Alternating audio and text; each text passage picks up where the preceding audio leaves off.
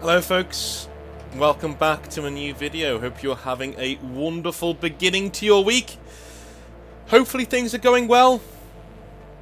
And if you like what I do, the subscribe button is down below, the Patreon button is also down below for those of you who really want to help me out. Also, if you're new here, please subscribe. We are 1,000 subs away from our yearly target. We're nearly there. We're nearly there. If we can stay on target, we are going to hit it. So, if you're new here, subscribe. If you're not new here, then maybe, share this video with people who may get a kick out of it, who may get some help. And also, if you want to have a cathartic rant every now and again about 40k, you know where to come. This is the place. So, let me jump right into it. Right after I point you in the direction of the Composite Games prize draw. That is down below. Entering that, you can win loads of really cool prizes. It is right down there, and you are helping a really cool store move location, or at least expand the location they're at. They're really going for it with this store, and I really do hope that they succeed. So, we need to help small retailers when it comes to Warhammer, because, as you'll see later on this week, Games Workshop have released yet another bunch of Space Marines that are a lot more expensive than anything they've ever released before. Hooray! For 5 models, £40? No, don't think so. Anyway, moving on. Let's get to a book review, shall we? A book review for The End and the Death, which is the first of 2 planned novels to round out the end of the Horus Heresy. That's right. The Horus Heresy that started way back in 2005, 2006, with Horus Rising, is finally coming to an end almost 20 years later. Yeah. Did it need to be a 20-year-long series? No, absolutely not, but we'll get into that a little bit later. So, what's been going on in the story pushing us towards this? Well, these are the last novels of the Siege of Terror novels, essentially. The Siege of Terror series is a series all to itself, aside from the Horus Heresy that ends the Horus Heresy. It's very confusing. All these decisions are basically made to sell you more novels, but it just is what it is, alright? Okay. The End and the Death cover the end of the Horus Heresy. The Emperor fighting Horus, and Horus dying. And the Horus Heresy coming to an end in tragedy, right? Cool. Very, very, very simple arc. Very, very, very simple story. And that's what I was going into this book expecting. Those are my expectations. I knew there were going to be 2 parts to this story, so I knew we weren't going to see Horus fall in this part of the story. Although I did hold out hope that Dan Abnett would do something really ballsy and give us a really action-packed novel where the duel between Horus and the Emperor happens in this novel. And the End and the Death Part 2 deals with the aftermath, because there's lots going on after Horus has fallen, right? Which would be very interesting to see in a novel. That's what I thought could happen. But it didn't. And I should have known better coming into this. What you need to know about this will be a very heavy spoilery video. This is a review, if you want, of The End and the Death Part 1. I thought I had to do this, simply because these novels are extremely important to our hobby. These are probably the 2 most important novels to ever be released by Black Library. They're not the best, they're not the most far-reaching, but in terms of our lore and our hobby, they're probably the most important. The End and the Death, Part 1 and Part 2. They're probably the most important. So, I figured it's good of me to at least give it a read-through twice. Yes, I read it twice. I read it once and I listened to the audiobook, so here we are. Yeah, I know, I don't even get me started. I'm going to come out to cut to the chase right now. I'll cut to the chase right now before we even start. This was a colossal disappointment to me, personally, on a personal level. Because the Horus Heresy so far, the entire series, has had multiple problems. The main one is the sheer bloat of it. The Horus Heresy series is 60 plus books long, and it doesn't need to be. The Horus Heresy can be told in a very good way, from very talented writers, in 20 to 25 books, very easily. what we've seen is Games Workshop seeing that certain books are selling, and they demand that more books are made to bloat out the series to extract as much money as possible from the nerds who like their lore. Right? Cool. Number 2, not a lot of characters in Horus Heresy are ever killed off. Here's the thing, we will be discussing spoilers for a lot of Horus Heresy books, right?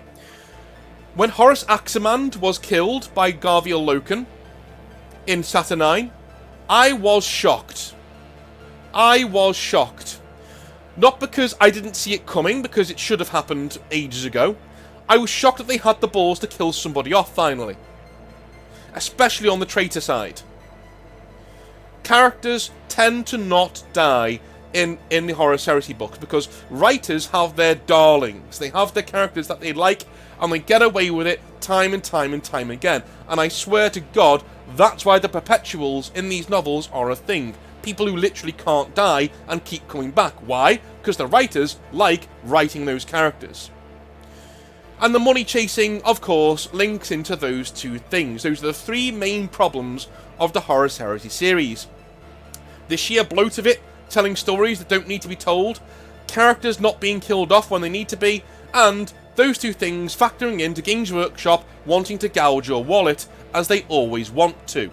Those are the main problems with the Horus Heresy series as a whole. Let's get into this book, and why I think it isn't really worth your time. Number 1. Some of the most glaring issues with the book in question are not Dan Abnett's fault. Other writers in the series have simply refused to kill off their darling characters, and now Abnett has to find a way to tie things together, and that sucks for him. It really does suck for him. He's loaded with all of these characters in his lap that he doesn't want. Most of these characters should already be dead and gone. Most of these story arcs should already be finished. People were complaining that Sigismund is not in these novels, but you know why he's not? He's already had his climactic moment. His story arc is over. He faced Khan at Terra, he beat him, and he beat everybody that he ever came across on Terra. He became a walking weapon and a symbol for what the Warhammer 40,000 universe will be going forwards. His story arc is concluded. That's why he's not in this novel. So you don't need to kill off every character, right? But you do need to end their story arcs at least before we get to the end and the death, part 1 and part 2. Our previous novelists, our previous writers have not done that. They've kept their darling characters that they created alive for selfish reasons, because they want to write them again later on down the line in the Horus Heresy. And what we've done, ladies and gents, is we have run out of track. Okay? The main story of the Horus Heresy is putting the tracks down in front of a train, and there are too many passengers on the train. Now we've run out of track. And Dan Abnett is the one who's saddled with having to focus on all of these characters. You can tell throughout the book that Dan Abnett really wants to focus on Garviel Loken, because he created him. He really wants to focus on the surviving guys from the original Horus Rising trilogy and throw in some Primarchs to boot for a big send-off. And that's what should have happened. We should have focused in these last novels on the guys who were at the start of the Horus Heresy series, those guys. With some Primarchs thrown in there too, like Sanguinius and all the other important people. That's what we should have focused on. But he can't do that because there are too many stories and character arcs to finish off. You can see with A Game of Thrones and that series how this can work as a writer to your detriment when you're not brave enough to end character arcs when they're supposed to finish them off and say, that's done, I'm moving on. If you put these characters on life support, or you put them on what I like to call the electronic bike in the gym, it's a bike that doesn't go anywhere, you know? If you put them on that bike, you're just saddling yourself with more things you need to tie off towards the end of your story. Towards the end of your story, you should have 3 to 4 major plot points, and that's it. Anything more than that, and you're writing a fucking mess. And that's what we have here. Those of you who know me, you know part of my job is editing clerical essays and academic essays and novels.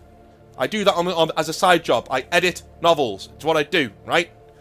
I do some editing. I work with authors to get their books looking good. And one of the main mistakes I always see from books that don't make it to print, because the publisher's not happy, right, are novels where we get to the ending chapters, 2 or 3 chapters, and not one plot point has been shorn off yet. It's a confusing, convoluted mess. We even see it in series of books that I've worked on over the years. If there's been a series of books, you get to the end. One guy who I think is a master at this, he's a master at closing things off, is a writer called Joe Abercrombie. A phenomenal writer, a really good writer. He writes some really cool grimdark fantasy novels, and he writes characters that are utterly believable and likeable, even when they make wrong decisions. And he's a master at making sure towards the end of his novel there are 2 or 3 plot points that you can focus on, because everybody's come together in these 2 or 3 plot points, and in 2 or 3 really cool climactic chapters, he bang, done. He chops them all off. They're all done. Nicely, neat bow, done. They're so satisfying to read, and it's the opposite of what we have in the Horus Heresy series. Again, those of you who know me, you know I teach. My main job is teaching. I teach ancient history and classics, which is essentially a story in itself, right? History is a story in itself, but as a side gig, I do this, and I edit novels. That is my job. I monetize every moment of my time if I can. So, here we are. This is a video from the point of view of somebody who sees these mistakes made in novels that never make it to print, because publishers who are worth their salt turn around and say, this isn't good enough, this is a convoluted mess, you're not releasing this. The only authors who get away with it are big ones like George Martin, because they're sucking his dick too much, and Black Library authors, because Games Workshop couldn't give a shit about the quality of their products as long as they sell. And here we are. We're reaping the dreadful harvest of those previous decisions. Alright. Instead, what is Dan Abnett left with in this book, or these 2 books to finish off, to write with? He has to deal with absolute tripe like the Perpetuals, which aren't very interesting, and John Grammaticus, some of the worst written and executed characters in the entire Heresy series, who have served to do nothing but slow everything down to a snail's pace when they are on screen. Literally. I know people, as soon as they know they're reading a Perpetuals chapter, they skip the chapter. And you know what? The story is no worse for it. I gave it a go. When I did the audiobook, right, I really don't like the way that the audiobook guy does John Grammaticus's American voice. It just irritates me. So I skip. I did a little thing where I skipped all of his chapters in this book on the audiobook. I'd read the book, then I did the audiobook. I skipped all of the chapters with the Perpetuals in it. And you know what? The story was fine. The story was great. Actually, it moved along at a much better pace without them.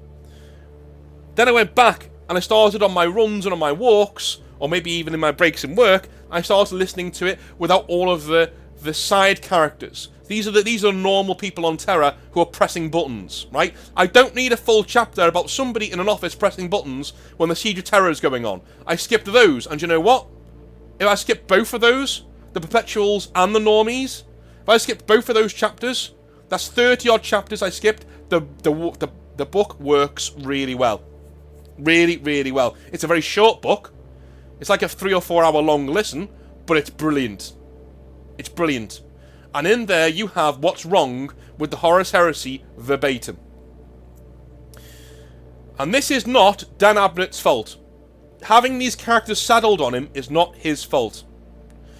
Choosing to write this book the way he has, however, is completely his fault. Let me break it down. Let me break it down to you. Nothing happens in this book. Nothing. When you came into this book, what did you think was going to happen? I'll sum it up for you in a sentence, right? The Emperor, Sanguinius, and Dawn get onto the Vengeful Spirit. Yeah, that's the book. That's it. This is easily one of the biggest books in the entire Horus Heresy series, and that one line is literally all that happens of note. That's it. Sure, we see other things, right? We see Corswain trying to hold the Astronomicon and switch it back on.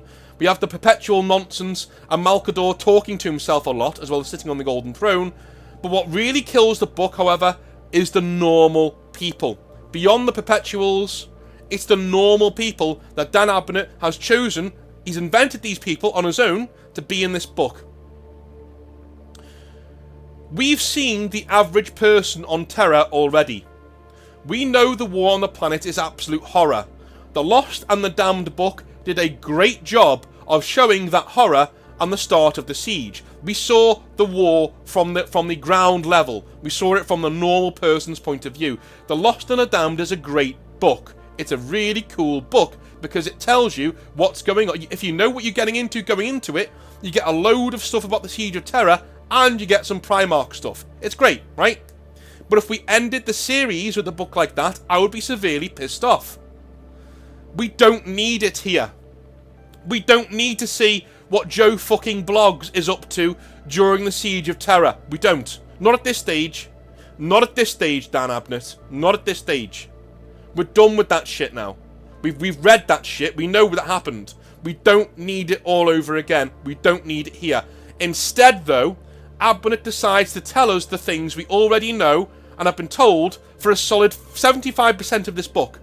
A solid 75% of this book, one of the ending books of the Horus Heresy, is Dan Abnett talking about fucking nobodies that nobody cares about. Do you know what's even worse? He decides to do it, at times, out of order and with barely a hinted explanation of what's going on. Imagine, if you will, dear viewer, imagine, if you will, a scene where an Adeptus Custodes warrior is fighting on the Vengeful Spirit. Pretty cool, right? Yeah. Now imagine that chapter ends and the very next chapter after this, if I were to tell you it was an exceedingly long chapter about an old man you don't care about trying to find a book in a library on Terra for some reason, would you believe me?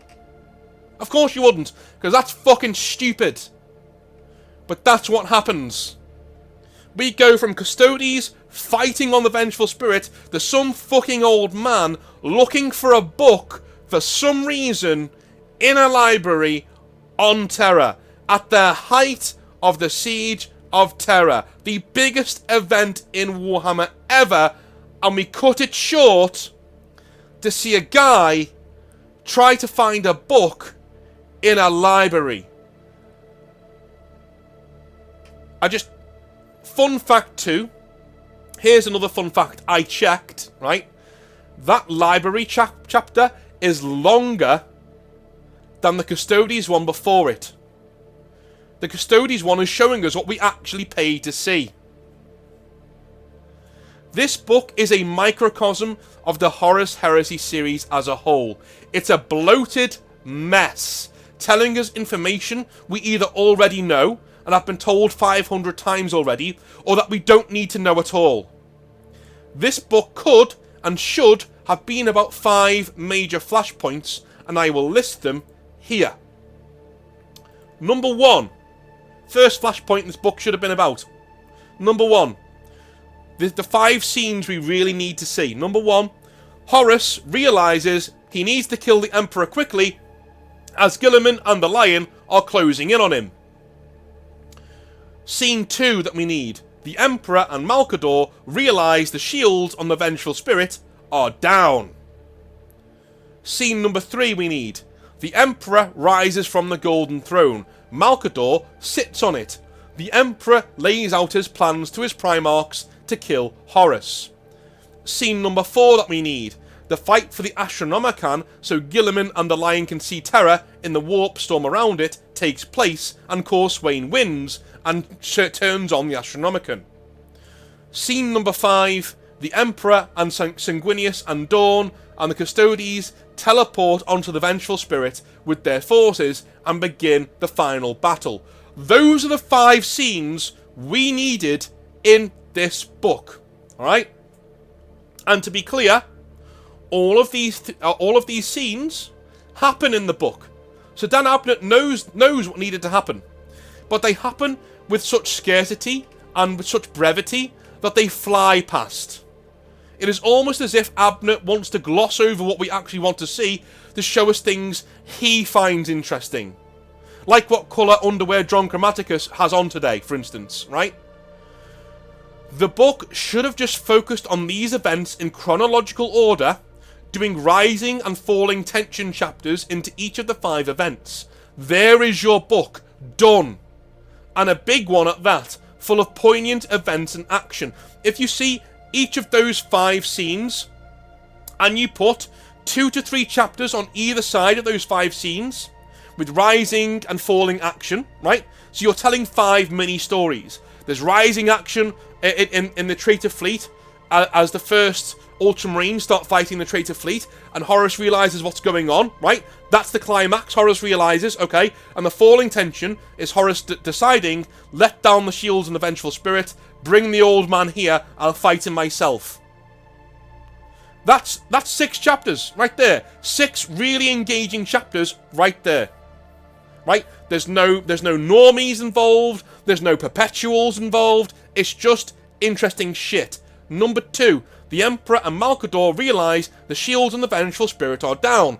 Now you can get scenes with Malcador talking to the Emperor. You can get scenes with Malcador wandering the palace and showing you the devastation of the world and things like that. And then we finally get to the Emperor and Malcador realising the shields are down and the Emperor making the decision, Malcador, you need to sit on this throne and kill yourself so I can get a chance to end this war. That's the falling tension of the second point. And on and on and on we go, right? I'm not going to do it for all 5. But on and on and on we go. You can see that's a full book, and a big one at that. Full of really cool moments that you want to read about at the end of the Horus Heresy. I don't want to read about Joe Bloggs reading his fucking emails at the end of the Horus Heresy. I don't. I just don't.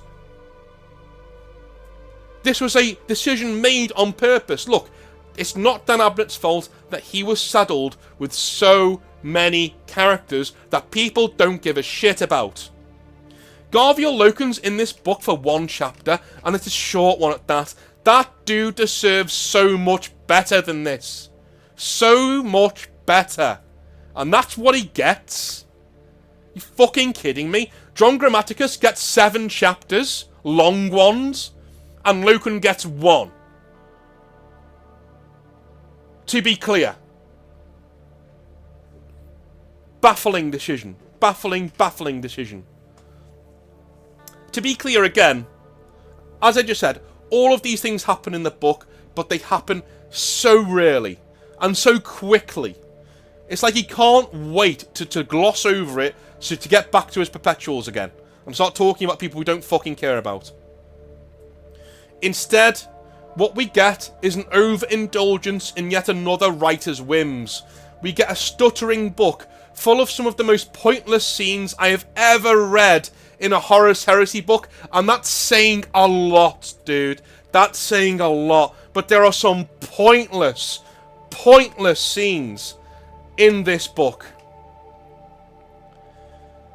There are 2 scenes that stand out to me as a representative of what is good and bad about this book. Let's do the good first. The scenes the core scenes that deal with those 5 points I mentioned before are all good scenes. They're all well written. Okay? They're all well written. They're very short, but they're well written. The best one for me is actually one that might surprise you. It's Horus Lupercal sitting on his bridge and walking through the Vengeful Spirit, gradually losing his fucking mind. Because he's seeing things that aren't there. He thinks he's still Horus as he was in Horus Rising. And I think that's a beautiful piece of symmetry for Dan Abnett himself as a writer. He's writing Horus as he was at the start of this story completely. But there are sick signs here and there that everything's not how it is supposed to be. It's almost uncanny valley. It really sends a shiver up your spine. How, you know, he's not really seeing the demons in his midst. You know, and he starts recalling what forces he has on the... He says, well, that's second company, Lunar Wolves, isn't it? And his men are like, no, those are the Sons of Horus. Oh, right, yeah, Sons of Horus. Yeah, of course they are, yeah. Is that fifth company there? No. What are those? They're my troops that the friendlies on this radar screen here. My lord, those are extraplanar allies. Oh, Scarbrand. Right, yes, of course. An honourable warrior. Captain of 5th Company. Yes, I remember him. You know, that kind of a thing. Right? See what I did there? Like with the... Yeah, that kind of thing. That happens, and it's so sad. You actually start to feel sorry for Horus. And you're like, oh my god. And that's the scene where he makes the decision to lower his void shields. But it happens so quickly, you could blink and you'll miss it. That's the tragedy of this book. Dan Abnett can write barnstormers of scenes like this that really make you think. He's a good writer, but he chooses to write like a prick. Alright? Case in point, here's a bad scene. When Dawn, Rogel Dawn, Praetorian of Terror, gets onto the Vengeful Spirit with the Emperor, we are hyped. We are hyped, right? But what happens? You're not going to believe this. He is trapped in what he thinks is a desert, yes, a desert, for hundreds of years. Yeah. Literally.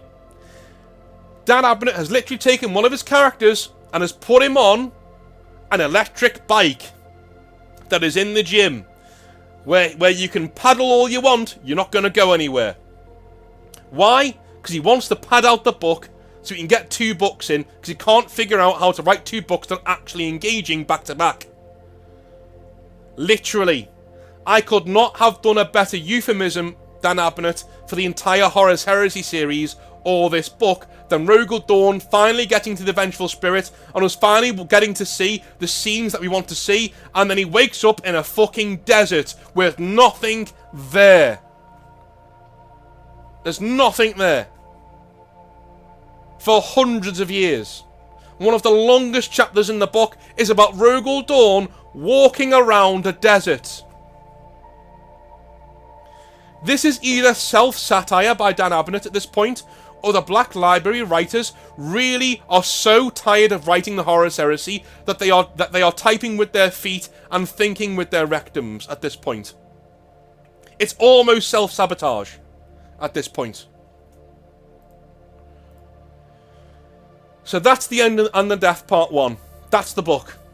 This book did not need to be in 2 halves. The greed of Games Workshop demanded it be so. We could have had one of the best Horus Heresy books ever written by combining both books and cutting out all of the filler, moving all of the characters nobody cares about to the novellas for writers to tackle if need be once this is all said and done, and sticking to the main event of what is, in reality, the main event book of the series. That's what they should have done. If you can't figure out how to get John Grammaticus finished and all that stuff, then take him out. Just say he's there somewhere, but we're not covering him here because we're dealing with the important parts of the siege. So the Perpetuals can go fuck off, right? That's what they can do. That's what we'll do. The Perpetuals can go away. I don't care about Alanius Pius. I don't care. You've tried to set that up for years. I don't care. I don't care. It would be better now. Do you know what I would have done with Alanius Pius? I wouldn't have told his story at all. I would have brought him in this book. Somehow, he's in the throne room when they're about to teleport. And he runs into the teleportation beam and he finds himself on the Vengeful Spirit. That's it. And he turns up right at the end to make that sacrifice for the Emperor. That's it. Done. Done. Done.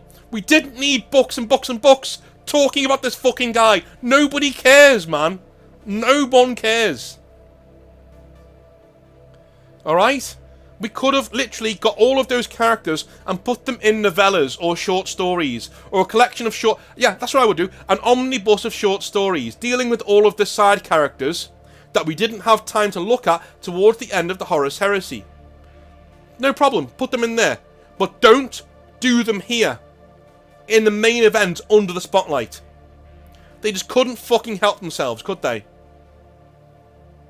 Instead, what we got, this is a stretched and garbled mess that, quite frankly and more annoyingly, comes up with some interesting lore points towards 30k and towards forwards into 40k. But that's the issue, though. I can see there is a good book in here. It's just a crying shame Dan Abnett chose not to write it. What do you guys think? Have I gone overboard? Am I too angry with this book? You know, are all my biases coming out? I don't know. I don't know, guys. Let me know what you think in the comment section down below. I'll be back tomorrow with some more Hobby Nightmares. We have some brilliant ones tomorrow. I love you all a long time. I'll see you then. Apologies for my heightened rantiness today, but I've just finished reading this book for the second time, and I don't like it. It's just a microcosm of everything wrong with the Horus Heresy, and I thought, beyond hope, maybe they'd have mercy on us. Maybe they just give us a good ending. I was wrong. I was wrong. I love you all a long time. Speak to you soon. Speak to you tomorrow. Have a good one. Bye now.